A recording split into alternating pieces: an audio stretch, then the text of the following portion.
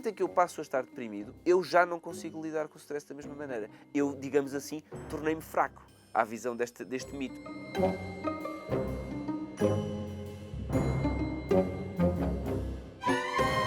Porquê que há esta ideia de que pessoas com depressão ou com burnout têm necessariamente de ser pessoas mais fracas? Isso só lhes aconteceu porque elas eram fracas psicologicamente. É uma pergunta muito importante, porque ainda há muitas pessoas que chegam à consulta e que têm medo de ser acusadas de serem fracas, precisamente por terem depressão ou ansiedade. Eu acho que essa explicação deve ir buscar a esta ideia, que é a grande maioria das doenças psiquiátricas, sobretudo as não psicóticas, portanto, não a esquizofrenia, não a doença bipolar, mas as doenças mais comuns, a depressão, as perturbações de ansiedade, têm como sintomas principais emoções normais que todos nós já sentimos. Ou melhor dizendo, emoções parecidas às normais que todos nós já sentimos. Por exemplo, todos, eu e a Sara, já sentimos tristeza quando aconteceu alguma coisa de negativo, quando algum acontecimento da nossa vida nos surgiu, ou ficámos ansiosos antes de ser pais, ou antes de irmos, sei lá, a um exame, a uma entrevista de emprego. Portanto, como toda a gente já sentiu tristeza e ansiedade, as pessoas daí deduzem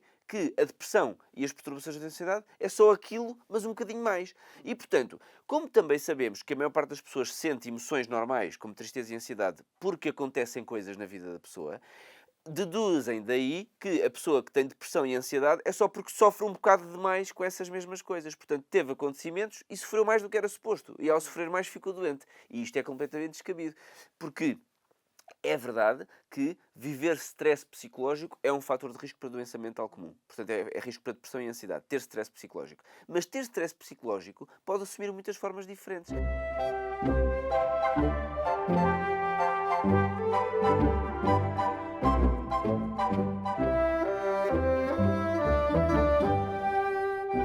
Normalmente as pessoas identificam como fracos as pessoas que ficam facilmente tristes ou que reagem com muita ansiedade a acontecimentos pequenos do dia a dia. Mas isto não é a única forma de viver stress.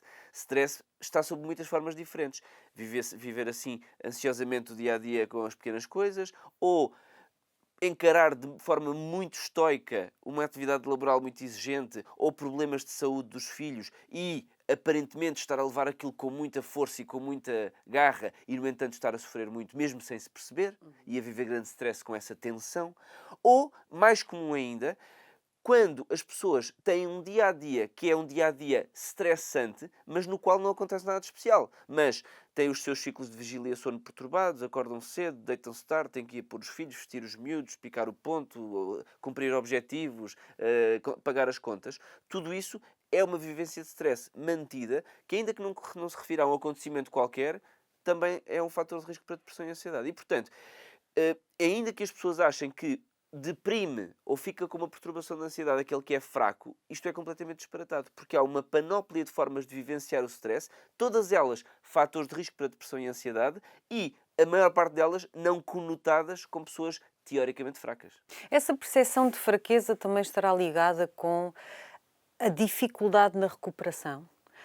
Ou a recuperação de uma depressão ou de um burnout não ser bater palminhas e já está resolvido, toma-se um comprimido e está feito, e às vezes demora um bocadinho, há altos e baixos, criando ainda mais essa sensação de se tiveres força e força de vontade, isso resolvia-se. Sim.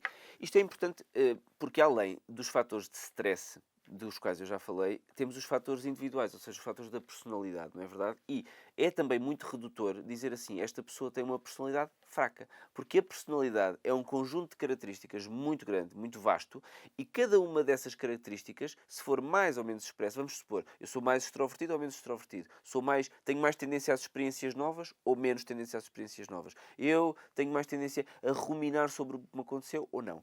E é do conjunto de todas estas características mais ou menos expressas que resultam as estratégias, vamos dizer assim, de coping com as situações e fazem com que eu lide bem ou mal com as situações. Também é injusto classificar uma pessoa como fraca, porque uma pessoa, ou diferentes pessoas, melhor dizendo, reagem de formas muito diferentes a diferentes situações. Por exemplo, eu posso ser uma pessoa que fica extremamente ansiosa com a doença de um filho, mas que a nível laboral não tem qualquer problema que me gritem, porque eu lido com aquilo muito bem. E outra pessoa que, no papel de pai ou de mãe, assume uma força extraordinária e aquilo é uma força inabalável, e depois no trabalho as coisas funcionam de forma diferente. Portanto, esta generalização de fraqueza é completamente absurda, não tem qualquer evidência, não se consubstancia na realidade. E é verdade que às vezes as pessoas assumem que a fraqueza também está na dificuldade do tratamento. Nós sabemos que, ao contrário de muitas outras doenças, como as infecções em que um antibiótico toma durante 8 dias está resolvido o problema, na depressão, na ansiedade e em outras doenças, a medicação tem que ser tomada durante longos períodos, leva muito tempo a atuar e também leva muito tempo a retirar.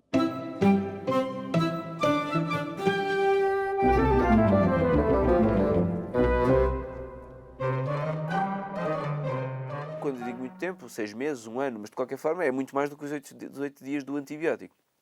E, portanto, é de facto mais difícil ver uma melhoria. Essa maior lentidão em ver uma melhoria pode também contribuir para este preconceito. E outra coisa que é, quando uma pessoa já está doente, já está deprimida ou já está com uma perturbação de ansiedade, a sua forma de vivenciar os problemas muda.